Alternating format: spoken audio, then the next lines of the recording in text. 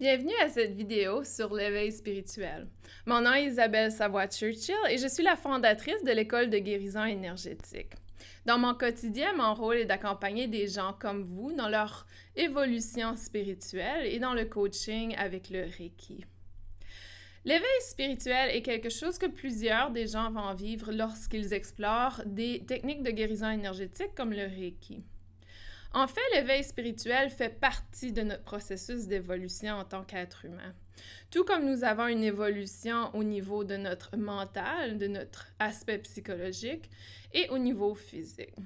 En général, le physique va évoluer de soi.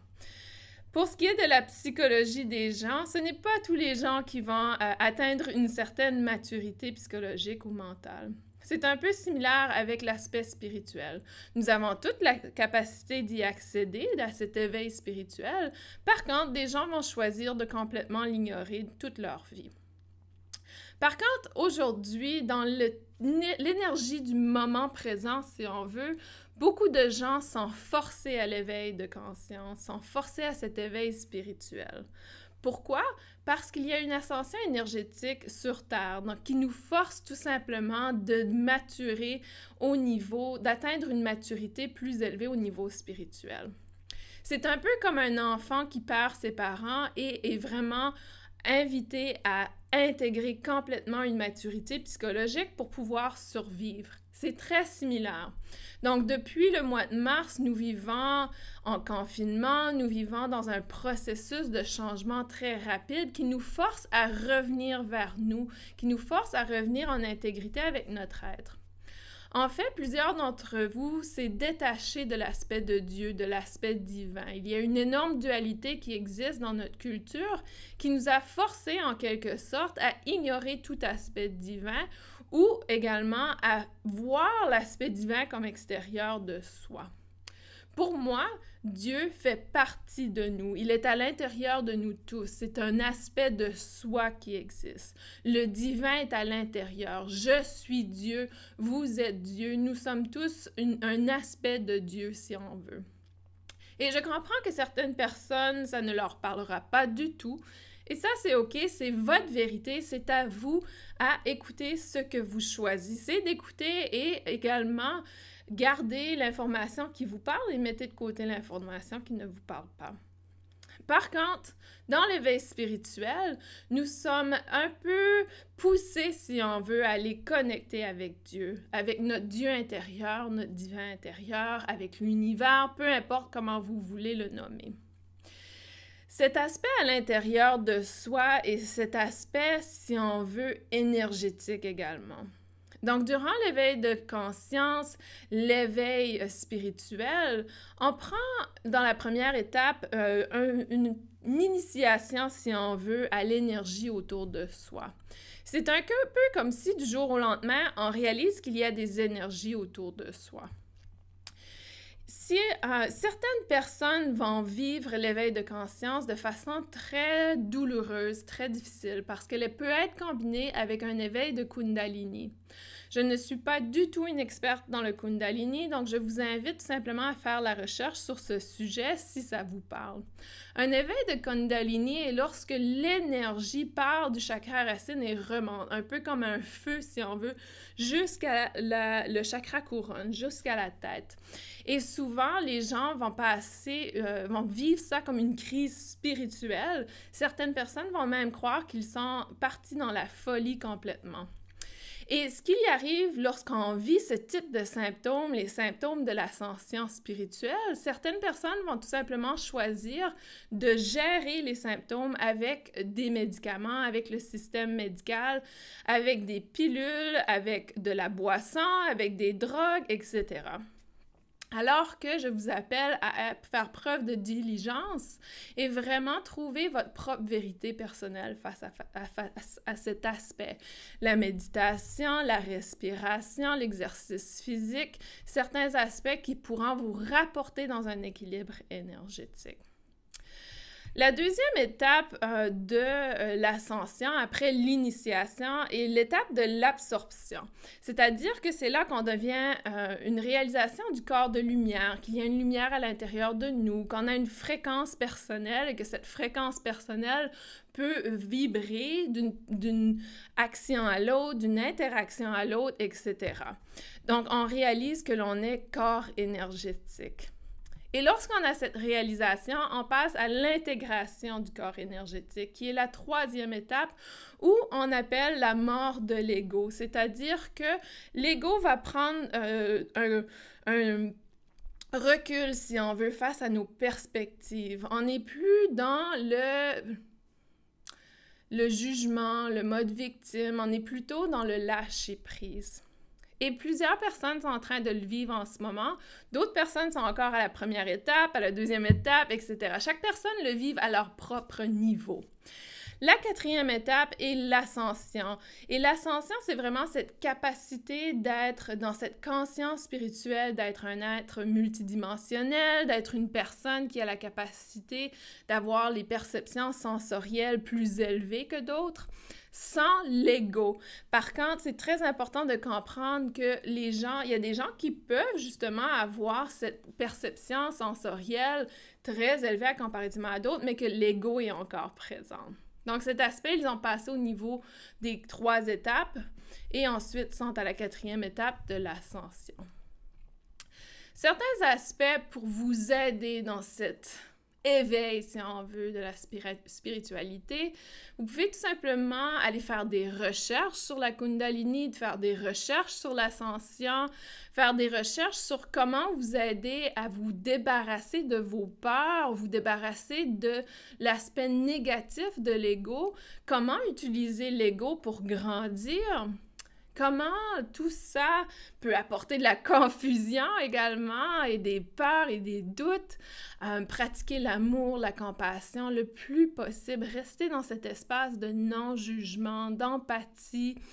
Aller effacer tout ce qui est égo négatif, c'est-à-dire nos peurs, les douleurs émotionnelles, les histoires que l'on répète dans notre tête qui proviennent du passé ou qu'on s'accroche au futur, aux attentes que l'on a face au futur. Donc, c'est vraiment aller maîtriser notre conscience, maîtriser notre mental.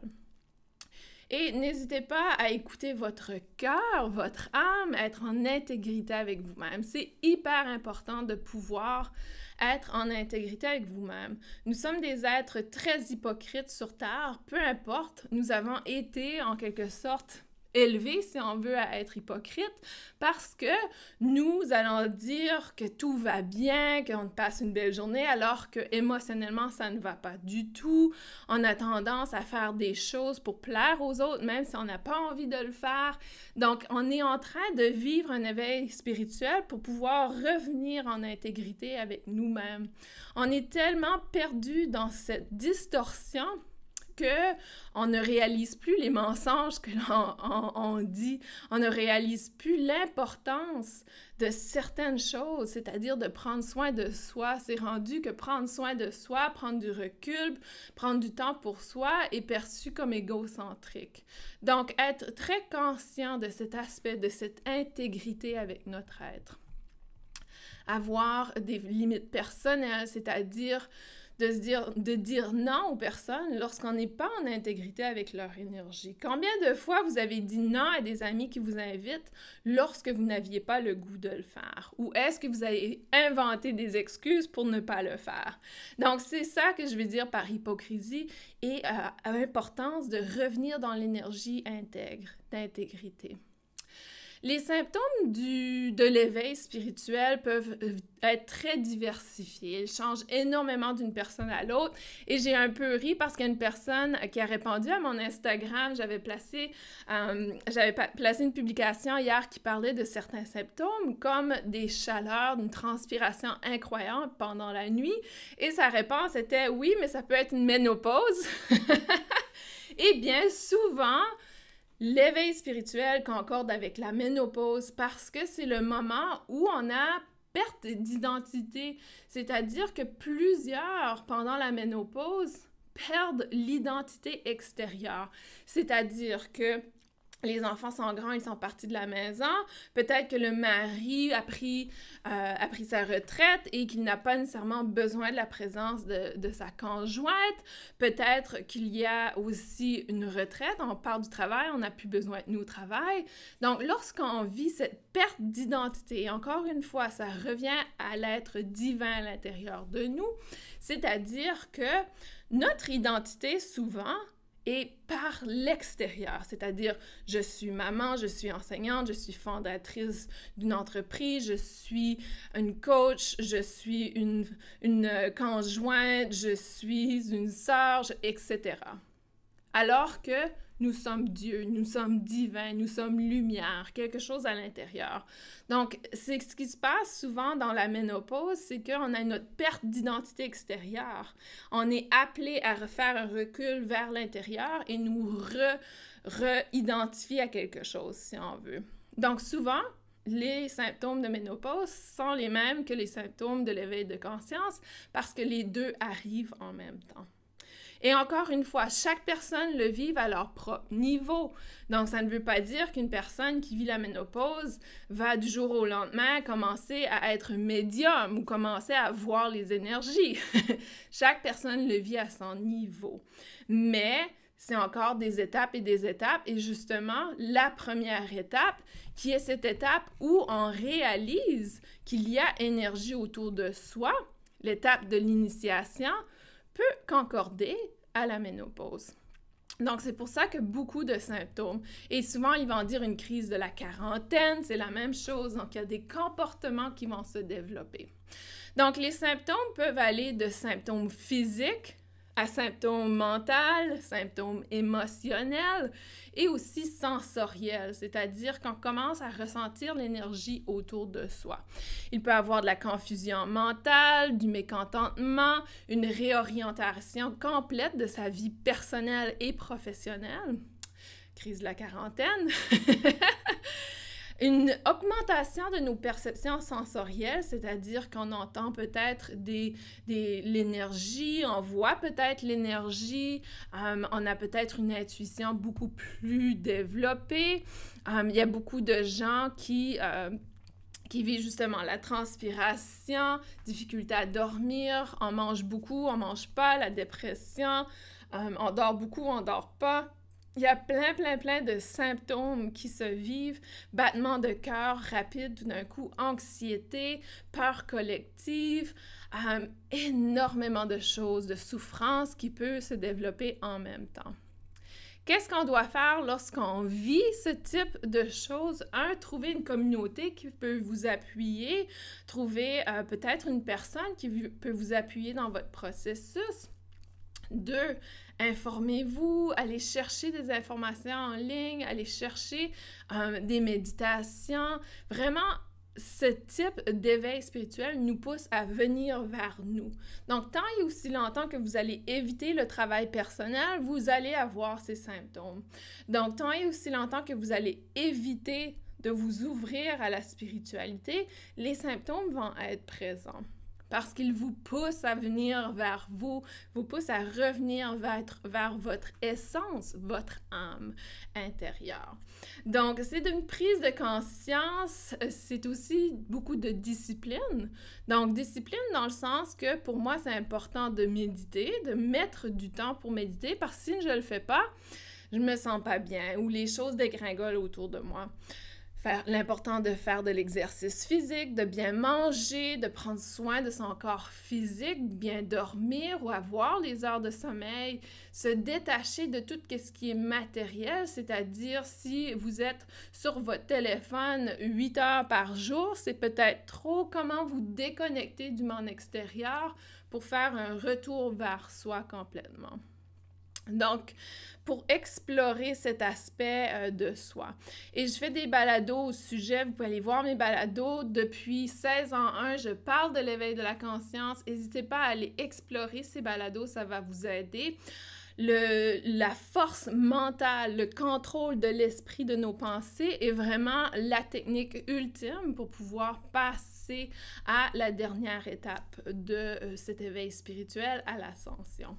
Donc, soyez vraiment dans l'optique que vous êtes en apprentissage, que vous êtes en train de développer vos capacités et votre compréhension de quelque chose qui est nouveau. Tout comme un enfant qui grandit physiquement, qui grandit mentalement, c'est la même chose. Par contre, en tant qu'enfant, on bloque complètement leur croissance spirituelle, on bloque complètement leur capacité à reconnaître l'énergie. Lorsqu'un enfant vient vers nous et qu'il nous dit qu'il a vu une personne qui n'est physiquement pas dans la pièce, ça nous fait peur et on bloque complètement. C'est pour ça que tant de gens le vivent plus tard dans l'âge adulte parce qu'on l'a bloqué depuis un très jeune âge. Donc, normalement, ça se développerait autour de 4 à 7 ans.